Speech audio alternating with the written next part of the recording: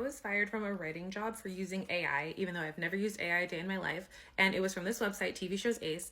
And so I decided to do a little digging on this website to see how many writers on this website are turning in work that's getting flagged as AI. I used a free AI checking system called Zero GPT. Anyone can use it. It's free on Google. And this was the lady who fired me. Let's go see what percentage of her article turned out to be AI generated. Her article came up 37.4% AI generated, even though she's the editor. I know she wrote the whole article herself, yet this high of a percentage came up telling the entire world, because anyone can look this up on Google. It says that 37% of her article was made by AI.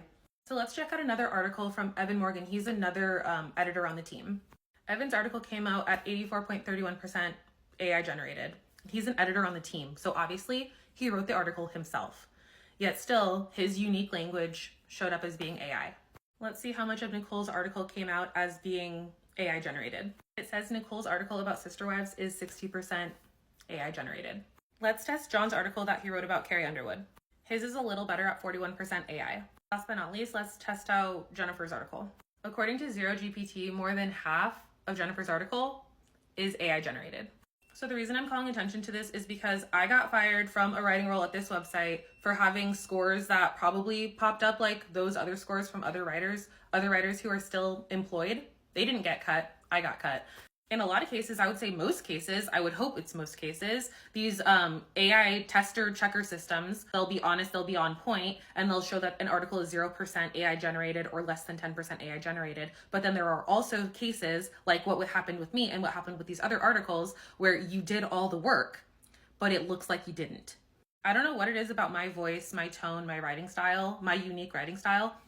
I don't know what about it that caused it to flag as AI, but I know that all these other writers that I showed, they all wrote their articles from scratch. These systems are flawed. They give false positives.